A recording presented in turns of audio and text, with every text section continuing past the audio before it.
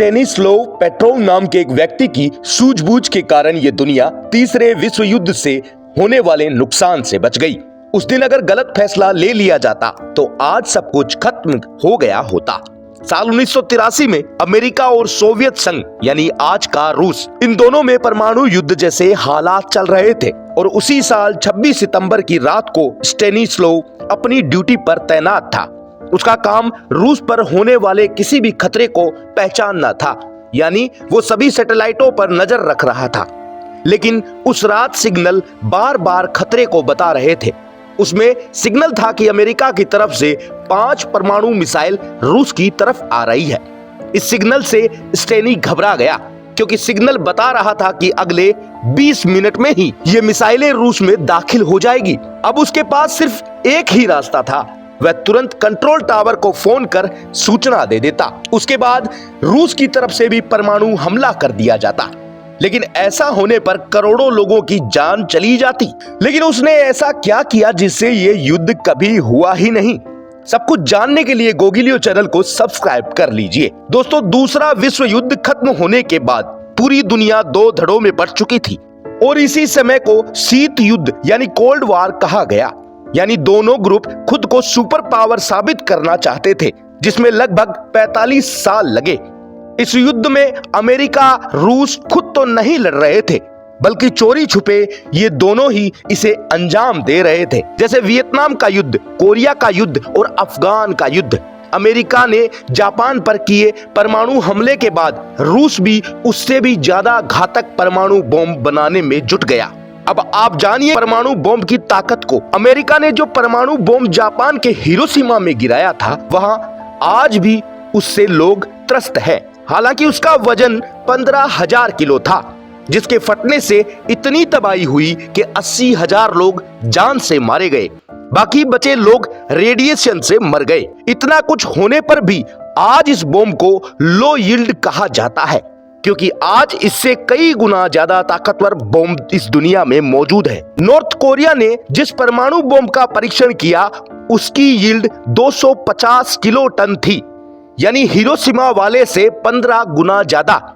फिर अमेरिका ने और भी ज्यादा ताकतवर बम बनाया, जिसकी यील्ड थी 1.2 मेगाटन।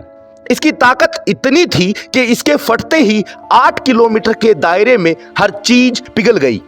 फिर अमेरिका 1954 में फिर एक नया परमाणु बम बनाता है, जिसकी यील्ड थी 15 मेगाटन। ये हिरोशिमा वाले से 1000 गुना ज्यादा खतरनाक बम था। इसका एक्सपेरिमेंट समुद्र में किया गया, जिसके कारण वहां के आसपास के आइलैंड बुरी तरह तबाह हो गए। लेकिन अब रूस ने बनाया टी-सार बोम्बा, जो है 50 मेगाटन यील्ड का। ये बम पूरी दुनिया का सबसे खतरनाक परमाणु बम है, जो हिरोशिमा वाले बम से 4000 गुना ज्यादा ताकतवर है। इसके छोटे से एक्सपेरिमेंट से 600 मील तक इसका असर हुआ और आसमान में 64 किलोमीटर ऊंचा मशरूम जैसा धुएं का गुब्बार बन गया। इसके अलावा 100 किलोमीटर तक हर चीज जमी दोज हो गई। इसके बाद अमेरिका और रूस ने साल 1963 में एक ट्रीटी की, जिसमें जंगल, जमीन, समुद्र और आसमान में अब से कोई भी परमाणु एक्सपेरिमेंट नहीं होगा। लेकिन फिर भी जमीनी युद्ध तो लगातार जारी ही था। अमेरिका और रूस अब एक दूसरे को आंखें दिखा रहे थे।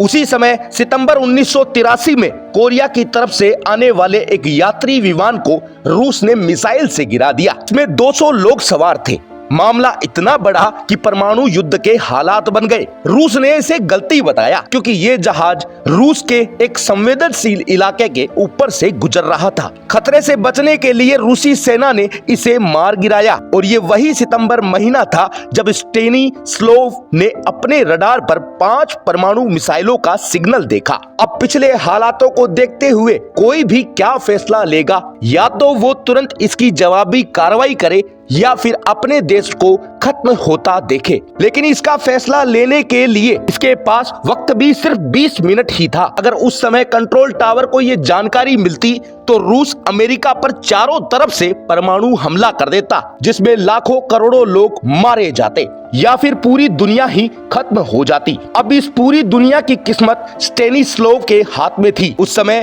कर्नल स्लोव अपनी कुर्सी पर बैठकर भगवान को याद करते हुए एक लंबी सांस लेता है। उस समय बिल्कुल सन्नाटा छाया हुआ था।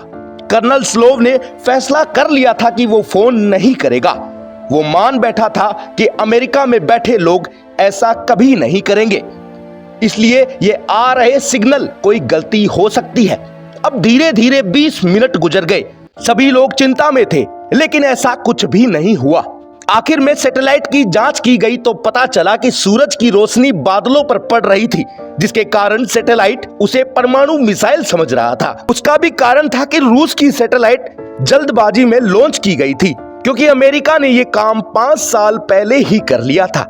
सैटेलाइट के इस गलत सिग्नल के कारण ये पूरी दुनिया ही खत्म हो सकती थी। इस खबर को गुप्त रखा गया।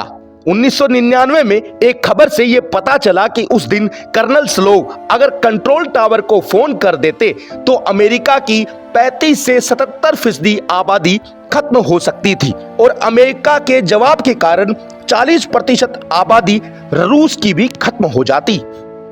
उसके बाद दुनिया के बाकी देश भी ऐसा ही करते तो ये पूरी दुनिया तो खत्म होने वाली ही थी। कर्नल स्लोव को सोवियत संघ ने खूब शाबाशी दी और सब कुछ गुप्त रखने को कहा।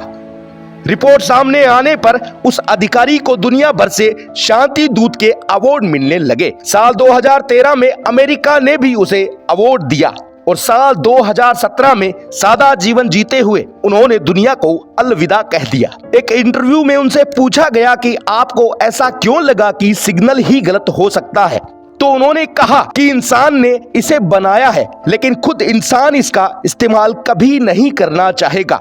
मेरा मन कह रहा था कि इतना बड़ा फैसला कोई एक इंसान ले सकता है, लेकिन एक देश और उसके नागरिक ऐसा कभी नहीं करेंगे। तो आज के लिए इतना ही, फिर मिलेंगे एक नई जानकारी के साथ। लगातार देखते रहिए गोगी लियो। जय हिंद।